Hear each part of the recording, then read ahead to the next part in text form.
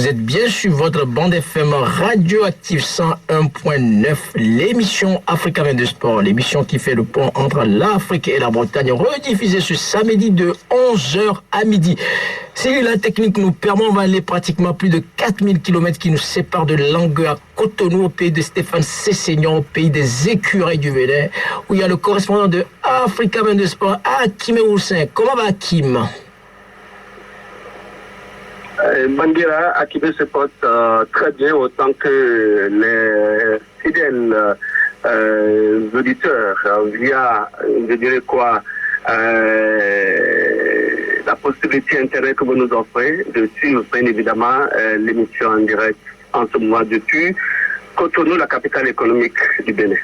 Ça fait plaisir d'entendre la voix provenant au pays de Stéphane Sessignon, pour ne pas dire de Solin Dagba. Merci beaucoup, on t'envoie la santé. Hein. Si on n'a pas la santé, on ne peut pas taper dans un ballon de football. Merci Bandira, meilleurs vœux. Meilleure année 2020 à vous et puis à toute la bande qui fait vibrer Africa 22 Sport tous les vendredis soirs. Merci Hakim. Alors, les informations fraîches sont tombées. Je dis, tu es bien logé. Il y a d'autres informations. Je fais allusion comme dans ton groupe, les éliminatoires mondiales 2022, zone Afrique, où les écureuils du Bénin sont logés dans une poule quand même, pour ne pas dire la poule A, les Fennecs d'Algérie, les étalons du Burkina Faso, du Niger, il y a le Niger aussi, mais dans ton groupe qui nous intéresse beaucoup, le Bénin, le groupe J, tu peux nous donner la lecture de ce groupe J là pour les écureuils? Oui, comme vous le faites constater, on a assisté en fin de semaine, j'allais dire en milieu de semaine, pour être plus précis, au tirage au sort de la zone Afrique en ce qui concerne le mondial Qatar 2022. Les 10 groupes ont été tirés et parmi ces 10 groupes, vous le faisiez constater, on va s'intéresser beaucoup plus au groupe du Bénin. Ce groupe, c'est le groupe J, composé des écureuils du Bénin, composé des Taipas de la Tanzanie, composé également des joueurs du l'île de Madagascar et composé ensuite de la République démocratique du Congo. Ça fait donc 3 adversaires, pas de moindres, parce que ces 3 adversaires, Bandira, pour ce que vous savez, et que certainement beaucoup également savent, c'est que ces 3 adversaires étaient à la Coupe d'Afrique des Nations dernière, oui, du côté du Caire en Égypte, et n'ont pas fait pied de figure en termes de révélation à cette compétition. L'année dernière, il y a bien évidemment l'île de Madagascar qui a fait forte sensation. Il y a également la Tanzanie qui n'a pas été aussi ridicule, même si entre-temps on fera constater que Florent Ibenge, qui a été débarqué de la tête de la sélection congolaise, cette formation aussi n'a pas été de moindre. C'est vrai qu'on l'aurait voulu la voir beaucoup plus avancée de la compétition, mais bon, eh bien, elle a été bien annoncée, malheureusement elle n'est pas allée plus loin de la compétition. En gros, on retiendra que les écureuils aussi, qui ont été l'une des révélations de cette Coupe d'Afrique des Nations Égypte 2019, les écureuils auront donc fort à faire à cette formation. Je retiens d'abord de façon basique que ces 4 nations partent avec les chances intactes de part et d'autre. Il n'y a pas de favori en tant que tel, je dirais, tiré du lot, même si en termes d'expérience, on peut mettre un cran déçu en ce qui concerne la RD Congo, mais au-delà, eh bien, l'île de Madagascar et puis la Tanzanie sont des adversaires autant que le Bénin qui semblent se partager un peu le même niveau en ce qui concerne, je dirais, le plus que ces formations apportent dans l'actualité sportive africaine.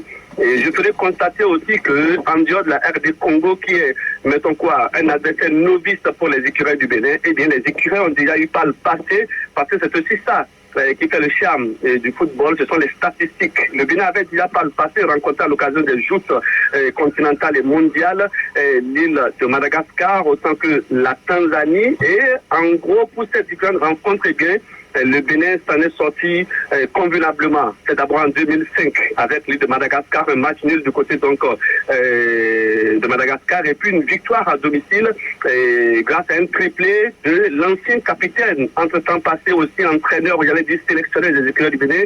Vous le connaissez très bien, je vais parler de Oumar Tchomogo.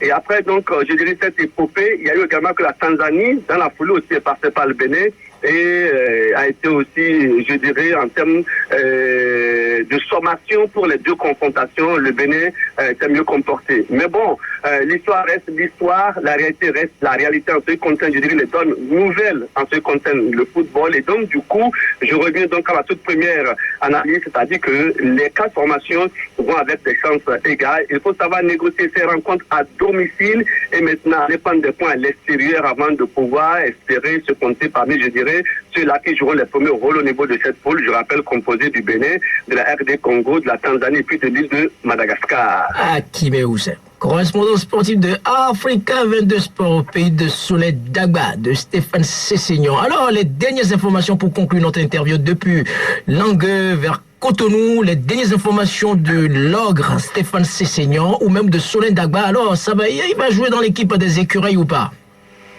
Pour le moment, l'actualité n'est pas encore à Dagba, mais beaucoup plus Stéphane Sessignon qui fait une faute, qui performe chaque journée du côté donc de la Turquie. Mais toujours est-il qu'aujourd'hui, le Bénin se retrouve sur plusieurs fronts, notamment d'abord les éliminatoires de la CAN Cameroun 2021 et maintenant les éliminatoires du Mondial Qatar 2022. Il n'y a que le sélectionneur Michel Dussuyer qui séjourne depuis pratiquement 1 à 2 mois au Bénin, donc à Cotonou.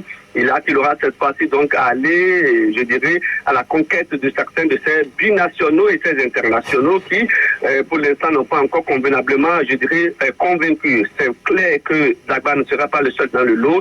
Il y a quand même sur place aussi le championnat bat son plein et le sélectionneur, chaque week-end, se retrouve, je dirais, au niveau des différents stades pour voir un peu la performance des acteurs et de ceux-là qui animent le championnat de football de première division en ce moment. Donc, en gros, il y a certainement que César est dans le viseur, mais c'est aussi préciser que d'autres aussi, autant que lui, qui performent en ce moment, sont aussi dans le viseur du sélectionneur Michel Dussuyer, parce que la porte de la sélection reste ouverte à ceux qui performent, et ça veut dire simplement que, eh bien, lorsque vous faites du bon boulot, il y a qu'on pourra vous appeler en sélection pour défendre les couleurs nationales. Au-delà de cette actualité, on retiendra Bandera qu'en ce moment, et notamment aujourd'hui, il n'y a que Jimmy, ou si vous voulez, Jean-Marc Adjoubi Boko, que vous connaissez très bien, qui est, je dirais, co-administrateur du centre de formation Djembar, du côté donc du Sénégal. Il est rentré au pays et tenez-vous tranquille, l'information, c'est qu'il a été nommé désormais conseiller technique au sport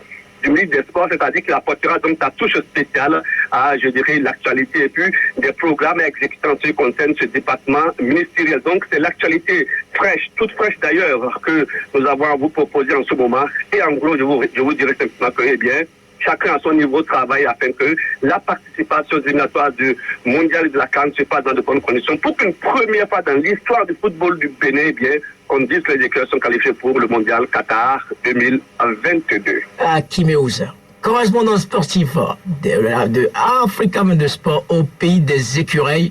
Dernière information, les éperviers du Togo sont logés sportivement dans le groupe H, le Sénégal, le Congo, le Petit Congo, pour ne pas dire les Diables Rouges, et la Namibie. Merci beaucoup. Et Hakimé, tu connais bien le site, tu restes toujours connecté sur ta toile radio-active.com et envoie-nous beaucoup du soleil depuis le pays de Sessignon. Un plaisir d'être passé en direct, c'est un plaisir également de savoir que les auditeurs sont câblés tous les soirs sur Africa 22 Sport pour suivre l'actualité venue d'un peu partout dans le monde. Merci beaucoup Hakimé. Radio-Active.